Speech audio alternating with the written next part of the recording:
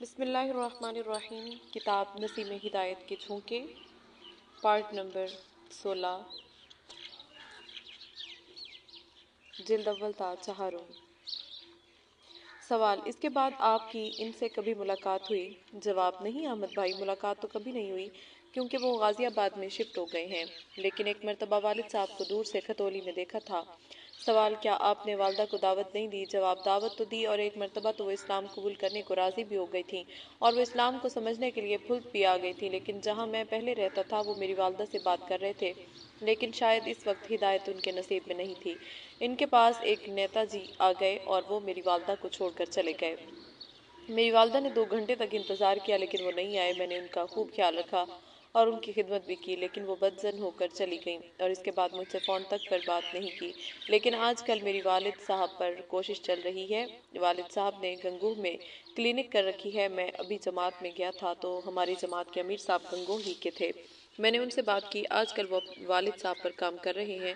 بس آپ سے اور قارئین ارمغان سے دعا کی درخواست ہے کہ اللہ تعالیٰ ان کو جلد سے جلد ایمان قبول کرنے کی توفیق عطا فرمائے، آمین۔ سوال: اسلام قبول کرنے کے بعد کن کن مشکلات کا سامنا کرنا پڑا؟ جواب: بہت سی پریشانیوں کا سامنا کرنا پڑا، جن میں سب سے زیادہ مشکل یہ ہے کہ میرے گھر پر بہت ساری بھینسیں وغیرہ تھیں، لیکن میں نے کبھی ان کا گوبر نہیں اٹھایا۔ گھر چھوڑنے کے بعد مجھے یہ سب کام کرنے پڑے، جھیلنا پڑا، یہاں تک کہ میں نے مزدوری بھی کی۔ سوال: اور کوئی زندگی کا اچھا سا واقعہ سنائیے۔ جواب: میری نظام الدین سے کولہا پور جماعت جا رہی تھی، اس میں شریک تھا۔ سفر میں نکلنے سے پہلے کچھ ہمیں سفر کے آداب بتائے گئے اور یہ بھی بتایا گیا کہ سفر میں جو بھی دعا مانگی جاتی ہے قبول ہوتی ہے۔ ہم ٹرین میں بیٹھے تو مجھے ان کی یہ بات یاد آئی۔ میرے پیر میں زخم تھا، میں نے ہاتھ اٹھا کر دعا مانگی، اے اللہ تیرا نیک بندہ ہمیں یہ بات بتا رہا تھا کہ سفر میں جو دعا مانگی جاتی ہے وہ قبول ہوتی ہے۔ میں بہت گناہگار ہوں، میری بھی دعا قبول فرما رہے۔ میرے پیر میں جو زخم ہے اس کو ٹھیک کر دے۔ احمد بھائی، کولہا پور اسٹیشن سے پہلے میرا یہ زخم بالکل ٹھیک ہو گیا۔ آج جو بھی میں اللہ سے مانگتا ہوں الحمدللہ ملتا ہے۔ سوال: قارئین ارمغان کو کچھ پیغام دینا چاہیں گے؟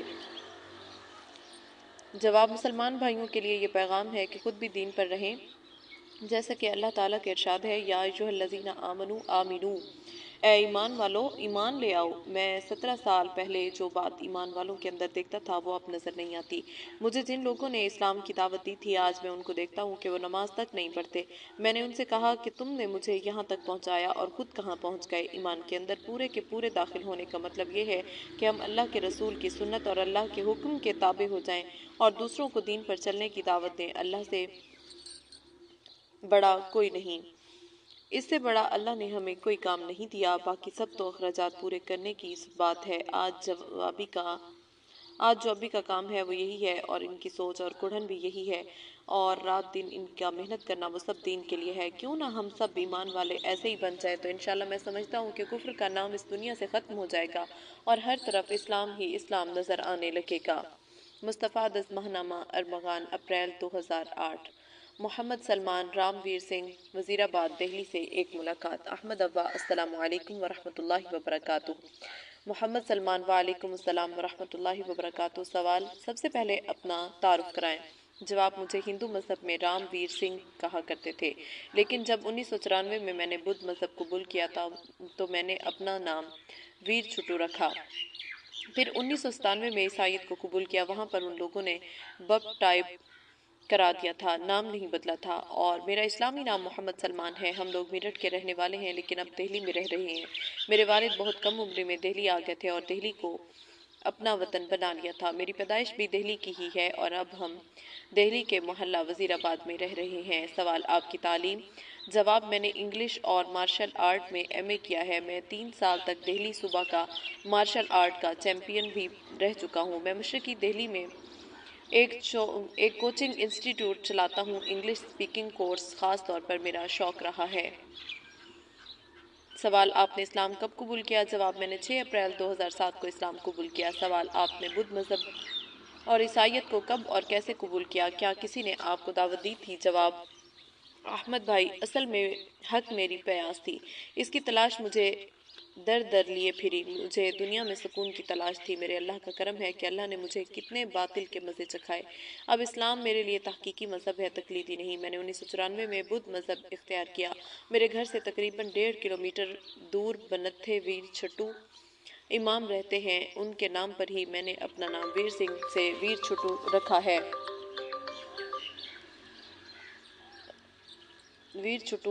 تھا۔ انہوں نے مجھے بدھ مذہب کی دعوت دی اور کسی فارن کنٹری میں بھیجنے کا لالچ دیا۔ میں نے ان کی بات مان لی اور یہ مذہب قبول کر لیا۔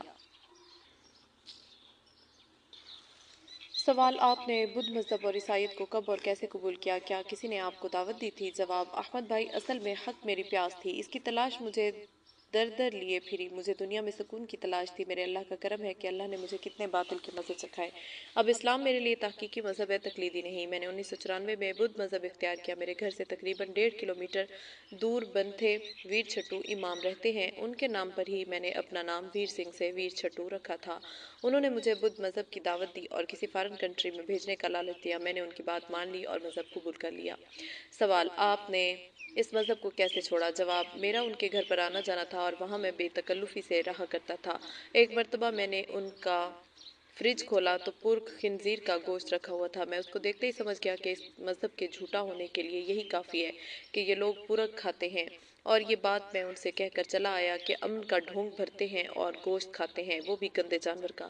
سوال: آپ نے عیسائیت کو کیسے قبول کیا؟ جواب: میری والدہ مستقل چرچ میں جایا کرتی تھی، ان کے ساتھ مجھے بھی جانا پڑتا تھا۔ وہاں پر جو پادری تھے وہ مجھے عیسائیت کے بارے میں سمجھاتے تھے اور میرے ساتھ بہت اچھا برتاؤ کیا کرتے تھے، کبھی مجھے گلے لگاتے، کبھی بہت محبت کا اظہار کرتے تھے۔ ان کی یہ باتیں مجھے بہت اچھی لگیں اور میں ان سے بہت متاثر ہوا کہ کتنے اچھے لوگ ہیں، انہوں نے مجھ سے اتنی محبت کا اظہار کر کے عیسائیت کی طرف مائل کر لیا اور میں نے عیسائیت کو قبول بھی کر لیا۔ وہ بھی بنتھے ویر چھٹو کی طرح مجھ سے کہا کرتے تھے کہ تم ہمارے ساتھ رہو، ہم تمہیں باہر ملک میں لے جائیں گے، لیکن اللہ تعالیٰ کو کہیں بھیجنا منظور نہ تھا، اس لیے اس نے مجھ سے اس مذہب کی حقیقت کو کھول دیا اور میں نے وہی ہندو مذہب کی طرح کی مورتی پوجا کو دیکھ کر اس مذہب کو چھوڑ دیا۔ سوال: اس کے بعد کیا ہوا؟ آپ کے اسلام کی طرف مائل ہونے کا کیا راستہ بنا؟ جواب: اصل میں حق میری پیاس تھی، دور دور تک مجھے بے چینی اور ڈھونگ کے علاوہ کچھ دکھائی نہ دیا۔ میں روحانیت اور سچ کی تلاش میں تھا۔ میرے ایک ہندو دوست نے مجھے بدایوں کے ایک پیر صاحب سے ملوایا جو دہلی آیا کرتے تھے۔ مجھے بدایوں جانے کو کہا۔ میں بدایوں ان کی درگاہ میں گیا، وہاں لوگ مرید ہو رہے تھے۔ وہاں کے کچھ لوگوں نے مجھے بھی کپڑا پکڑوا دیا اور مجھ سے کہا کہ آپ ہمارے حضرت صاحب سے مرید ہو کر گئے۔ انہوں نے کلمہ اور اللہ کا ذکر بتایا۔ احمد بھائی، مجھے کلمہ اور اللہ کے ذکر میں تو مزہ آتا تھا، مگر ان پیر صاحب کا سارا نظام ہندوؤں کی طرح ہی لگتا تھا، بس مورتی کی جگہ پیر بدل گیا تھا۔ پیر صاحب کو سب سجدہ کرتے تھے، مجھے بھی نہ چاہتے ہوئے یہ سب کچھ کرنا پڑتا تھا۔ میں چند بار بدایوں گیا، مگر مجھے گھر پر رہ کر ذکر میں تو چین سا ملتا تھا، مگر وہاں جا کر پھر وہی بے چینی سی ہوتی تھی۔ سوال: کیا پیر صاحب نے آپ کو کلمہ پڑھایا اور باقاعدہ مسلمان بنایا؟ جواب: نہیں، ان کے ہاں اپنے مذہب میں رہ کر ہی سب ان کے مرید رہتے ہیں۔ سوال: پھر اسلام قبول کرنے کا کیا واقعہ ہوا؟ جواب: ہمارے گھر میں تعمیر کا کام چل رہا تھا، مجیب بھائی سے میں نے کچھ سامان خریدا۔ مجیب بھائی نے ایک بار مجھے اسلام کے بارے میں بتایا اور اسلام قبول کرنے کی دعوت دی۔ میں نے اپنی حق کی تلاش اور در بدر مارے پھرنے کی داستان سنائی اور پیر صاحب سے بیعت ہونے کی بات بھی بتائی۔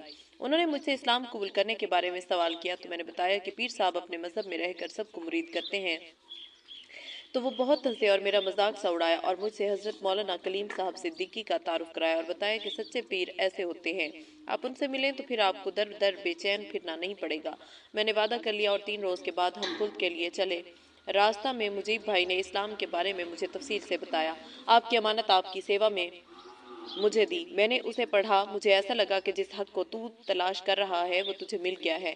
ہم لوگ مغرب کے بعد پھلت پہنچے۔ حضرت نے مجھے محبت سے گلے لگایا، بہت وقت دیا اور مجیب بھائی کے کہنے سے دوبارہ کلمہ پڑھوایا۔ حضرت مولانا نے مجھے توحید اور شرک کے سلسلہ میں خاص طور پر بڑی تفصیل سے بتایا، جس سے میرا دل بہت مطمئن ہو گیا۔ حضرت نے مجھے مرنے کے بعد کیا ہوگا، اسلام کیا ہے اور خطبات مدارس کا ترجمہ پڑھنے کا مشورہ دیا۔ میں نے دہلی جا کر کتابیں خریدی، ان کتابوں کو پڑھ کر مجھے ایسا لگا کہ اندھے کو آنکھیں مل گئیں۔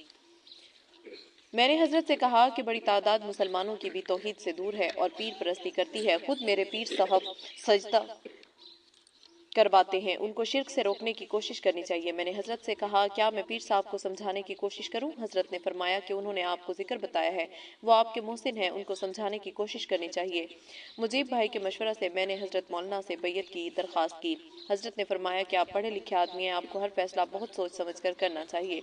अब तक आप बहुत जल्दी में फैसले करते रहे हैं, ये फैसला और भी ज्यादा सोच समझ कर करना चाहिए। मैंने इसरार किया, हजरत मुझे अपने अल्लाह से कवी उम्मीद है कि मेरे अल्लाह ने मुझे भटका भटका कर मंजिल तक पहुंचा दिया है। अब इंशाअल्लाह इनके बाद मुझे कहीं जाने की जरूरत नहीं।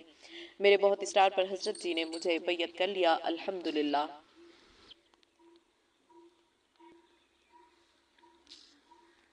सवाल, फिर आप अपने पहले पीर साहब से मिलने नहीं गए? जवाब, मैं गया और उनको शिर्क की बुराई मिसालों से बताने की कोशिश की। शुरू में तो वो बहुत गुस्सा हुए और बोले, ये 24 नंबरी हो गया है, जो वहाँ बड़े के चक्कर में आ गया है। लेकिन मैंने हिम्मत नहीं हारी, बार बार उनसे मिलता रहा। वो रफ्ता रफ्ता नरम पड़ते गए। उन्होंने एक रोज कोई ख्वाब देखा। अब वो इंशाल्लाह हमारे हजरत से मुरीद होने आने वाले हैं। अब वो इस राह से तौबा करके इधर हक पर आने को तैयार हैं।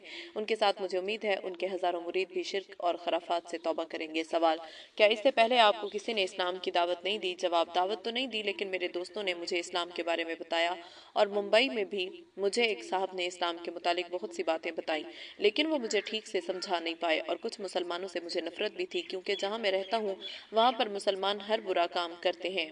क्राइम करना, शराब पीना उनके लिए आम बात थी, इसलिए मुझे मुसलमान पसंद नहीं थे। और जो लोग मुझे इस्लाम के बारे में बताते थे वो इस्लाम से खुद बहुत दूर थे। इनमें कोई भी इस्लामी बात नहीं पाई जाती थी, इसलिए भी उनकी बातों ने मुझ पर कोई असर नहीं किया। सवाल, इस्लाम कबूल करने के बाद आपने तरबियत कहाँ हासिल की और इस्लाम के बारे में कहाँ से जाना? जवाब, इस्लाम के बारे में मुझे मुजीब भाई ने बताया। मुझे जब भी कोई मुश्किल पेश आती थी तो मैं मुजीब भाई के पास आकर उसको हल करवा लेता था और बहुत सी बातें किताबों से सीखी हैं। सवाल, जमात में भी आपने कभी वक्त लगाया है? जवाब, जी, हर महीना 3 दिन के लिए जमात में जाता हूँ। सवाल, इस्लाम कबूल करने के बाद आपने कैसा महसूस किया? जवाब, इस्लाम कबूल करने के बाद मैंने बहुत अच्छा महसूस किया, क्योंकि मुझे मुकम्मल ज़िंदगी गुजारने का तरीका मिल गया है। मुआशरा में किस तरह रहना चाहिए और लोगों से कैसे मेल जोल रखना है और कैसे मामलात होने चाहिए, मुझे एक मुस्बत फिक्र मिल गई है और मैंने बहुत सुकून महसूस किया है। सवाल, आपने अपने घर वालों पर दावत का काम नहीं किया? जवाब, मेरे हजरत ने अल्हम्दुलिल्लाह मेरे दिलो दिमाग में ये बात बिठा दी है कि मुसलमान की ज़िंदगी का मकसद, इसका पेशा और इसकी पहचान दावत होनी चाहिए। और ये मुसलमानों में जो इस्लाम दिखाई नहीं देता, इसकी वजह यह है कि मुसलमान अपने दावती मनसब से गाफिल हैं। इसलिए तुम अगर दाई बनकर ना रहे, जिस तरह नमक की कान में हर चीज़ नमक बन जाती है, तुम भी इस्लाम के नारे और हकीकत से महरूम नाम के मुसलमान बनकर रह जाओगे। अल्हम्दुलिल्लाह मैंने दाई बनकर जीने की कोशिश की और इसके सदका में अल्लाह ने मेरी बीवी बच्चों को इस्लाम की दौलत से नवाजा। मेरी अहलिया ना सिर्फ वो ये कि वो मुसलमान हो गई, बल्कि वो मेरी बहुत मजबूत दावती रफ़ीक हैं। इसके बाद मेरे वालिद साहब मुशर्रफ ब इस्लाम हुए। अल्लाह की रहमत पर कुर्बान जाऊं कि मेरे हजरत और मुजीब भाई दावती मुश्किल मराहिल पर मुझे बड़ी उम्मीद के साथ भेजते हैं और अल्लाह का शुक्र है कि अल्लाह ताला हजरत की उम्मीद की लाज रखते हैं। सवाल, एक दो वाकयात सुनाइए। जवाब, मध्य प्रदेश के एक सैयद घराना की लड़की एक हिंदू लड़के के साथ दिल्ली आ गई थी और कोर्ट मैरिज करके दिल्ली में हिंदू बनकर उसके साथ रह रही थी। इनके चचा और मामू हजरत के यहाँ आए और हजरत ने मुझे फ़ोन किया। मुजीब भाई और मैंने इस लड़की से अपने शौहर से मिलवाने को कहा, मगर वो राज़ी ना हुई और हमें भी दावत से रोकती थी कि आप अगर दावत देंगे तो वो मुझे छोड़ देंगे। हजरत ने फ़ोन पर मुझसे कहा था, अगर इन दोनों को कलमा पढ़वा कर निकाह करवा दिया तो पेट भर के मिठाई खिलाई जाएगी। हम लोग लगे रहे। मैंने लड़के के दफ्तर जाकर लड़की को खबर किए बगैर जाकर बात की। अल्हम्दुलिल्लाह पहली मीटिंग में उसने कलमा पढ़ लिया। बाद में लड़की को भी ईमान की तजदीद करवाई और जाफराबाद बुलाकर इनका निकाह करवाया। अब वो दोनों इस्लामी ज़िंदगी गुजार रहे हैं। हजरत बहुत खुश हुए, हमारे माथों को चूमा और फ़ौरन मिठाई मंगवा कर मिठाई खिलवाई। एक जज के पास हजरत ने हमें दावत के लिए भेजा। अल्हम्दुलिल्लाह उन्होंने भी कलमा पढ़ा। असल में अहमद भाई, सच्ची बात यह है कि हजरत सच फरमाते हैं कि हिदायत तो उतरी हुई है। हम लोग जहाँ जाएं कोशिश करें, लोगों के लिए उतरी हुई हिदायत हमारी झोली में आ सकती है। मुझे एक रात इशा के बाद मालूम हुआ कि एक मुसलमान वकील ने एक मुस्लिम लड़की की शादी एक हिंदू लड़के के साथ शुद्धि करवा दी है। मैं बयान नहीं कर सकता, मेरे बदन में गुस्सा में आग सी लग गई। 10:30 बजे वकील साहब का पता मालूम करके मेवरू हारान के घर गया। मेवरोहार उनके घर गया। मैंने उनसे कहा, आप मुसलमान तो नहीं, इंसान भी नहीं। इंसान से हमदर्दी अगर आपको होती तो हर एक को मरने के बाद दोज़ख की आग से बचाने की कोशिश करते। आपने एक दूसरी को भी जहन्नमी बना दिया। आप खुद मुसलमान नहीं रहे, क्या आपको मरना नहीं? मुझे पता बताइए, वो लड़की लड़का कहाँ रह रहे हैं? वो कहने लगे, फाइल मेरे दफ्तर में है, सुबह ले लेना। मैंने कहा, रात को दोनों मर गए तो क्या होगा? मैंने दबाव दिया कि मुझे अभी पता चाहिए।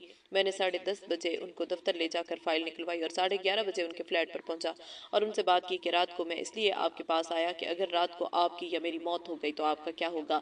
1 बजे तक बात होती रही। अल्हम्दुलिल्लाह 1 बजे उस लड़के ने, जो कंप्यूटर इंजीनियर था, कलमा पढ़ा। लड़की का हाल भी ये था कि उसे कलमा याद नहीं था। मैंने अगले रोज उनका निकाह पढ़वाया और अपनी अहलिया को उस लड़की को दीन सिखाने के लिए भेजा शुरू किया। अल्हम्दुलिल्लाह उसने नमाज पढ़ना शुरू कर दी। सवाल, इस्लाम कबूल करने के बाद क्या मुश्किल का सामना करना पड़ा? जवाब, इस्लाम जैसी नेमत के मुकाबला में जो कुछ मुश्किल आई वो कुछ भी नहीं थी। असल में कीमती चीज़ बड़ी कीमत पर खरीदी जाती है। चांदी के लिए कम कीमत और सोने के लिए ज़्यादा कीमत देनी पड़ती है। ईमान से ज़्यादा कायनात में कोई चीज़ कीमती नहीं। अल्लाह ने इस बंदे को बिल्कुल सस्ते में अता फरमा दी। कुछ थोड़ी थोड़ी मुश्किलें आईं। उनमें सबसे पहली ये थी कि मेरे इंस्टीट्यूट से सारे स्टूडेंट छोड़कर चले गए कि ये तो पढ़ा लिखा जाहिल हो गया और मेरा रोज़गार का मसला मुश्किल हो गया। मगर अल्लाह ने जल्द ही मुसलमान लड़कों की बड़ी तादाद भेज दी और बाद में इनमें से भी बहुत से लड़के दूसरी जगह नाकाम होकर मेरे यहाँ वापस आ गए। ससुराल वालों ने बाइकाट कर दिया। मकान बनाने में कुछ लोगों का कर्ज हो गया था। इन लोगों ने मेरे मुसलमान होने के बाद बहुत सख्ती की, मगर ये मामूली बातें हैं, ये तो आम आदमी की ज़िंदगी में आती हैं। इन मुश्किलों ने मुझे दुआ का मज़ा सिखा दिया और अल्हम्दुलिल्लाह दुआ की कुव्वत पर मेरा एतमाद बढ़ा। सवाल, कुछ और लोगों ने भी आपकी दावत पर इस्लाम कबूल किया है, इसकी कुछ तफसीलात? जवाब, अल्हम्दुलिल्लाह एक खासी तादाद है। सवाल, वो तादाद कितनी होगी? जवाब, हमारे हजरत ये कहते हैं कि जो अभी मुसलमान नहीं हुए उन तक दावत पहुंचानी है। वो 4.5 अरब हैं। इनके मुकाबले में जो मुसलमान हुए वो बिल्कुल ना के बराबर हैं। ताहम हम गंदों को अल्लाह ने जरिया बनाया और इस पर हम अल्लाह का करोड़ों करोड़ शुक्र अदा करते हैं। अल्हम्दुलिल्लाह बड़ी तादाद तो ऐसे लोगों की है कि खानदानों के लिए मसला बने हुए थे। अल्लाह ने हम दोनों को हिदायत का जरिया बनाया। सवाल, अरमगान के कारीन के लिए आप कुछ पैगाम देंगे? जवाब, पूरी इंसानियत हक की प्यासी है। शराब देखकर इनको पानी का गुमान होता है। कभी इस मजहब में, कभी उस मजहब में, कभी इस सत्संग में तो कभी उस सत्संग में, कभी जय गुरुदेव, कभी शरडी वाले बाबा, मगर सब अंधेरे में हैं। सिर्फ और सिर्फ इस्लाम ही इनके सुकून और दर्द का मदावा और इनकी बेचैनी का इलाज है। आज दौलत की रेल पेल और साइंस और टेक्नोलॉजी की तरक्की ने इंसानियत को पहले से बहुत ज़्यादा बेचैन कर दिया है। खुदारा बेचैन इंसानियत पर तरस खाएं। इस्लाम के मज़े से आशना होने के लिए भी और दुखी और बेचैन इंसानियत पर तरस खाकर भी अपने दावती मनसब और फरीज़ा का हक अदा करें। सवाल, इस्लाम के मुताला के लिए आप क्या कर रहे हैं? जवाब, अल्हम्दुलिल्लाह मैं मुसलसल मुताला करता हूँ और अब मैंने कुरान मजीद हिफ्ज़ करना शुरू कर दिया है। मेरी दिली ख्वाहिश है कि मैं दाई बिल कुरान बनूं। इसके लिए कुरान का हिफ्ज़ बहुत ज़रूरी समझता हूँ। सवाल, बहुत बहुत शुक्रिया, जज़ाकुमुल्लाहु खैरल जज़ा। जवाब, वालेकुम अस्सलाम व रहमतुल्लाहि व बरकातुहू। मुस्तफ़ा दज़माहनामा अरमगान, मई 2008। चौधरी अब्दुल्ला से एक मुलाकात। अहमद अब्बा, अस्सलामु अलैकुम व रहमतुल्लाहि व बरकातुहू। अब्दुल्ला चौधरी, वालेकुम अस्सलाम व रहमतुल्लाह। सवाल, चौधरी साहब, हर काम का एक वक्त होता है, कब से आपका जिक्र आता रहता है? अभी आप अपनी तकरीरों में बाकायदा आपका नाम लेकर जिक्र करते हैं। मेरे दिल में ख्याल आता है कि आपसे इंटरव्यू लूं। आज उसका दिन आ ही गया। हमारे यहाँ फुल से उर्दू में अरमगान मैगजीन निकलता है, उसके लिए आपसे बात करनी है। जवाब, मौलाना अहमद साहब, अरमगान मेरे लिए तारुफ को मोहताज नहीं। मैं उर्दू तो मसरूफियत, बल्कि सच्ची बात तो यह है कि काहिली की वजह से नहीं पढ़ सका, मगर पाबंदी से अरमगान पढ़वा कर सुनता हूँ। हाफिज इदरीस और मौलाना वसी साहब से कितने दिनों से कहता रहता हूँ कि हिंदी वालों पर भी तरस खाइए और अरमगान का हिंदी एडिशन ज़रूर शाया कीजिए। जब मैं कहता हूँ तो ऐसा लगता है कि अगले महीना शुरू हो जाएगा, कि शायद उनको तरस आ गया है, मगर कब से इंतज़ार है। असल में उनको भी बहुत काम है, कोई नई मैगजीन निकालना इतना आसान तो है नहीं। मैंने मौलाना साहब से कह रखा है कि हिंदी एडिशन के लिए ज़्यादा नहीं तो कम से कम 500 मेंबर बनाने मेरे ज़िम्मा है। अल्लाह ताला कभी तो हमारी भी ज़रूर सुनेंगे। सवाल, आप मायूस ना हो, इंशाअल्लाह जल्द आपकी मुराद पूरी होगी। ईद के बाद इंशाअल्लाह उम्मीद है अरमगान का ज़रूर हिंदी एडिशन शुरू हो जाएगा। जवाब, अहमद भाई आपको पेट भर के मिठाई खिलाऊंगा अगर ये खबर सच्ची हो गई तो। सवाल, चौधरी साहब आप अपना ख़ानदानी तारुफ कराएं। जवाब, मैं 6 दिसंबर 1951 में फुल्द के पड़ोसी गांव के एक जाट घराने में पैदा हुआ। मेरे वालिद एक जिम्मेदार थे, अंग्रेजी ज़माने के इंटरमीडिएट भी थे। वो एक प्राइमरी स्कूल में हेड मास्टर थे। 101 साल की उम्र हुई जब जिस स्कूल में भारत के प्रधानमंत्री लाल बहादुर शास्त्री हमारे इलाका में पढ़ाते थे। मेरे पिताजी इस स्कूल के हेड मास्टर थे। इसी स्कूल में मैंने प्राइमरी और फिर जूनियर हाई स्कूल 8वीं क्लास पास किया। इसके बाद एसएस कॉलेज खतौली में हाई स्कूल और इंटरमीडिएट किया। खानदानी माहौल इस तरह का रहा कि वर्जिश और बॉडी बिल्डिंग का शौक रहा। इंटर तक दंगलों में कुश्ती भी लड़ता रहा। बहुत सी कुश्तियां जीती। यूपी बिहार के दंगलों में नाम कमाया। बचपन से निडर और बहादुरी का मिजाज बना था। वालिद साहब गरीबों और कमजोरों का हद दर्जा ख्याल रखते थे। कितने गरीब बच्चों की फीस वगैरह खुद अदा करते थे। किसी मुश्किल में फंसे लोगों का साथ देते। हम सभी भाइयों को ये बात विरासत में मिली। इस जज्बा की वजह से बाज मजलूमों की मदद में, बाज कातलों और बदमाशों से दुश्मनी हो गई और मुकाबले के लिए ताकत की जरूरत में गलत लोगों को साथ जोड़ना पड़ा। फिर इस गलत संगत सोबत ने अपनी तरफ खींच लिया। फिर इसी लाइन का हो रहा। इसके लिए पूरे जिला में मशहूर हो गया और ना जाने कितने लोगों में नाम का खौफ सा बैठ गया। अक्सर पुलिस वाले तक डरने लगे। अहमद भाई की हालत थी कि खतौली में थाने के सामने से गुजरता तो पुलिस वाले या कोतवाल भी दरवाजे पर खड़ा होता तो अंदर चला जाता कि कोई पंगा ना बना दे। मुझे भी कुछ जाम सा हो गया था। लोग ऐसे में मेरे नाम से लालाओं से, ताजरों से पैसे वसूल करने लगे। लोग नाम सुन कर दे देते। मेरे अल्लाह का मुझ पर करम है कि इस गलत राह पर भी हमेशा मजलूमों और बेसहारा लोगों के साथ जीना मेरा मिजाज रहा। इसकी वजह से प्रॉपर्टी डीलिंग का काम किया जो बहुत अच्छा चला। कई शहरों में अपने नाम से कॉलोनियां बनाई जो बहुत जल्द आबाद हो गई। गरीबों मजलूमों की मदद इस दुनिया में मेरे काम आई। मेरा कारोबार दिन दुगनी रात चुगनी तरक्की करता रहा और 26 दिसंबर 1992 को अल्लाह ने मुझे हिदायत नसीब फरमाई। सवाल अपने कबूल इस्लाम के बारे में बताइए। जवाब किसी मजलूम का मदद करना मेरे काम आया और मेरे अल्लाह को मुझ बदमाश के सरदार पर तरस आ गया। असल में मुझे गुस्सा बहुत आता था और कभी कभी गुस्सा इस कदर बढ़ जाता था कि मेरे बदन में आग सी लगने लगती। एक बार डॉक्टर को चेक कराया तो ब्लड प्रेशर बहुत बढ़ा हुआ था। मुसलसल मर्ज बढ़ता रहा। पूरे बदन में दर्द रहने लगा। इसके लिए इंजेक्शन लगवाने पड़े। इंजेक्शन लगवाते लगवाते आदत हो गई। मुझे एडिक्शन हो गया। एक रोज में 4-4-1 के इंजेक्शन दो मिलवा कर सुबह शाम लगवाने पड़ते। एक रोज दिन छुपने के बाद मैं एक डॉक्टर की क्लिनिक पर इंजेक्शन लगवाने के लिए गया। क्लिनिक टेलीफोन एक्सचेंज के पास थी। आपके वालिद मौलाना कलीम साहब को जब कभी फ़ोन करना होता तो डॉक्टर साहब के फ़ोन से कॉल बुक करवा के फ़ोन करते थे। डायरेक्ट फ़ोन डायल करने का निज़ाम खतौली में नहीं था और फुल्क में तो फ़ोन की सहूलत भी नहीं थी। वो डॉक्टर साहब की क्लिनिक पर बैठते थे। मैंने डॉक्टर साहब को इंजेक्शन दिए। उन्होंने दोनों मिलाकर मेरे हाथ की नस में लगा दिए। मौलाना साहब को 4-1 इंजेक्शन की खासियत मालूम थी कि आम आदमी के एक इंजेक्शन लगा दिया जाए तो 10 घंटे बेहोश हो जाए। मैं 2 इंजेक्शन लगवा कर बातें कर रहा था। मौलाना साहब हैरत में पड़ गए और मुझे देखकर हद दर्जा परेशान भी हुए। गोया इंजेक्शन मेरे नहीं उनके ही लगे हों। मुझसे बोले, चौधरी साहब आप अपनी जिंदगी पर जुल्म कर रहे हैं। आप ये इंजेक्शन क्यों लगवाते हैं? मैंने कहा मेरे पूरे बदन में दर्द होता है, बेहद गुस्सा आता है, इसके लिए मुझे सुबह शाम 2-2 इंजेक्शन लगवाने पड़ते हैं। मौलाना साहब बेताब हो गए। रोजाना 4-4-1 फिर तो आप दिन में दो बार खुदकशी करते हैं। आपने दूसरी तरह इलाज नहीं कराया। आप ये इंजेक्शन छोड़ दीजिए। मौलाना साहब ने कहा कि आपको गुस्सा क्यों आता है? मैंने कहा कि जब ताकतवर अपने माल और ताकत के नशा में किसी कमजोर मजलूम को सताता है तो जी चाहता है कि या तो उसकी जान ले लूं या अपनी जान दे दूं।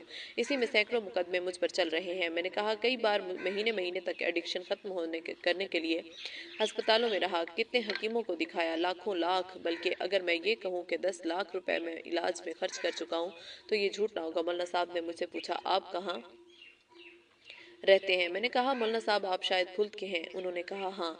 आपने कैसे पहचाना? मैंने कहा कि फुल्द के रास्ता में मैंने कुछ ज़मीन खरीदी थी, वहीं आपको आते जाते देखा था। मैं आपका पड़ोसी हूँ, शायद आपने मेरा नाम सुना हो। मौलाना साहब ने नाम सुनकर कहा, अच्छा आप हैं जिनका अखबारों में नाम भी आता था। मैंने कहा कि वो ओत नालायक मैं ही हूँ। मौलाना साहब ने कहा आपने बहुत इलाज करा लिया, अब आप 1 महीना हमें दीजिए। आप वहाँ घर आइए, आराम से रहिए, खाना पीना इलाज सब मेरे जिम्मे होगा, आपका कोई पैसा खर्च नहीं होगा। बस आप मेरे साथ रहेंगे। मालिक के करम से उम्मीद है कि आप 1 महीना में इन इंजेक्शनों से छुटकारा पा जाएंगे। मौलाना साहब ने जोर दिया कि मुझसे वादा कीजिए आप कब भुलताएंगे। मैंने कहा मौलाना साहब आपकी मोहब्बत का बहुत आभारी हूँ। मैं भी अपनी हालत से बहुत परेशान हूँ। ज़रा कुछ मुकदमे की तारीखों से छुट्टी मिल जाए तो मैं आपकी बात ज़रूर मानूंगा। मौलाना साहब से इजाज़त लेकर मैं घर आया। सारी रात मौलाना साहब की हमदर्दी और मोहब्बत की वजह से मौलाना का बेताब चेहरा मेरी आंखों के सामने घूमता रहा। 1-2 बार आंख भी लगी तो ख्वाब में देखा मौलाना साहब सामने रो रहे हैं। चौधरी साहब अब अपने जीवन पर तरस खाइए। आंख खुल जाती, मैं सोचता भगवान आपका कैसा संसार है।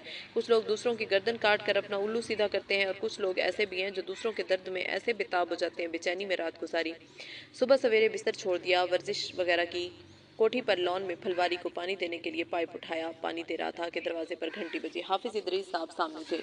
मैंने दरवाज़ा खोला। आइए मौलाना साहब आइए। हाफिज साहब ने बताया कि मैं फुल्त से आया हूँ। एक खत, एक छोटी सी हिंदी किताब इनके हाथ में थी। मैंने कहा, फुल्त? वो देवताओं का फुल्त। वहाँ की एक महान आत्मा से मेरी डॉक्टर के यहाँ खतौली में मुलाकात हुई थी। सारी रात उनके प्रेम ने मुझे बेचैन रखा। हाफिज साहब ने बताया, मैं उन्हीं के पास से एक प्रेम पत्र मोहब्बत नामा लेकर आपके पास आया हूँ। आपकी मोहब्बत में वो भी सारी रात नहीं सोए। वो खत हाफिज साहब ने मुझे दिया। मेरा भतीजा भी मेरे साथ दूसरे पाइप से पानी डलवा रहा था। मैंने उसको बुलाया, आ बेटे देख, एक देवता का प्रेम पत्र आया है। मैंने खत लेकर माथे से मोहब्बत और अदब से लगाया, उसको निकाल कर पढ़ा। खत निकालते हुए, ये खत है मौलाना अहमद, इसको इस वक्त से मैं अपने पर्स में रखता हूँ, लेमिनेशन करा लिया है। खत ये था, मेरे बहुत बहुत प्यारे भाई चौधरी जी, इस पर सलाम हो जो सच्ची राह चले। आपसे डॉक्टर साहब के क्लिनिक पर मुलाकात करके मैं चला तो आया, मगर मेरा नन्हा सा दिल आप में अटक कर रह गया। रात को आपकी हालत आंखों के सामने रही। आपके लगने वाले इंजेक्शनों के नतीजे में किसी भी वक्त मुंडलाती मौत अपनी मौत की तरह मुझे बेचैन करती रही। ये जीवन तो अपने वक्त पर खत्म होना है। मुझे कुरान ने खबर दी है कि मौत ना एक लम्हा पहले आ सकती है और ना एक पल टल सकती है, मगर इस जीवन के बाद एक हमेशा का जीवन, जिसमें या तो स्वर्ग का सुख ही सुख है या नर्क का दुख ही दुख। नर्क का एक दुख और एक पल की सजा पूरे जीवन के आग में जलने से ज्यादा है। कानों से सुनी खबर, आंखों से देखी बात झूठी हो सकती है, मगर मेरे बहुत प्यारे भाई, ईश्वर के सच्चे संदेष्टा हजरत मोहम्मद सल्लल्लाहु अलैहि वसल्लम और इसके लाए हुए पुत्र मुकद्दस कुरान की बात में जरा शक नहीं कि अगर आप ईमान के बगैर मर गए और मुसलमान ना हुए तो हमेशा की नर्क की सजा भुगतनी पड़ेगी। इसलिए मेरे भाई, अपने प्यार करने वाले भाई पर तरस खाकर अपने जीवन पर तरस खाओ और ईमान कबूल करके मुसलमान बन जाओ। सच्चे दिल से कहो, अशहदु अल्ला इलाहा इल्लल्लाह व अशहदु अन्ना मुहम्मदन अब्दुहु व रसूलुहु। तर्जमा, मैं गवाही देता हूँ कि अल्लाह के सिवा कोई पूजा के लायक नहीं और हजरत मोहम्मद अल्लाह के बंदे और अंतिम सच्चे संदेष्टा हैं। मेरे भाई, अगर आपने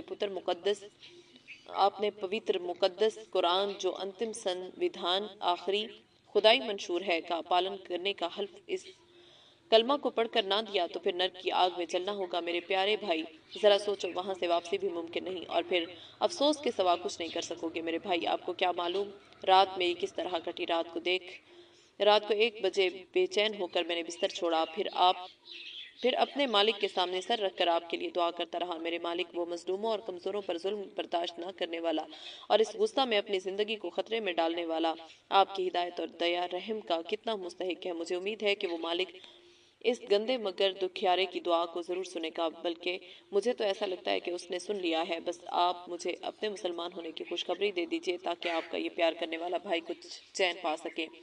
मैं जिस अंतिम संदेष्टा आखिरी रसूल के लाए हुए कलमा की तरफ आपको बुला रहा हूँ, उसके जीवन पर आधारित सीरत पर मुश्तमिल एक पम्फलेट आपको भेज रहा हूँ। अल्लाह करे मेरे दिल की बात आप तक पहुँचे और वो अल्लाह हमें और आपको हिदायत पर रखे और इसी पर हमारी और आपकी मौत आए। वस्सलाम, आपका बहुत मोहब्बत करने वाला भाई मोहम्मद कलीम। 13 दिसंबर 1997।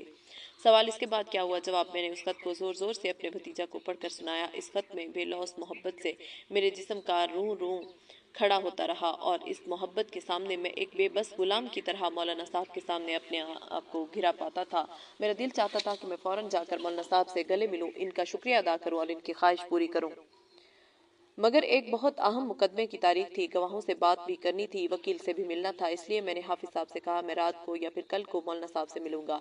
इस रोज मैं मुजफ्फरनगर से देर से आया। रात को देर से मौलाना साहब के पास जाना मुनासिब ना समझा। रात को देर से सोने की वजह से सुबह 10 बजे आंख खुली। 11 बजे फुल्त पहुंचा तो मौलाना साहब सफर पर जा चुके थे। इसके बाद 8-9 बार फुल्त किया। मेरे अल्लाह भी शायद मेरी मोहब्बत का इम्तिहान ले रहे थे। मौलाना साहब से मुलाकात ना हो सकी। 23 दिसंबर को मौलाना साहब का एक सफ़र बुलंद शहर का था, तो उन्होंने खतौली से हाफिज इदरीस को भेजा कि आज शाम को हम वापस आ जाएंगे, आप आकर मिल लें। इस रोज़ भी मेरी 3 मुकदमों की तारीखें थीं।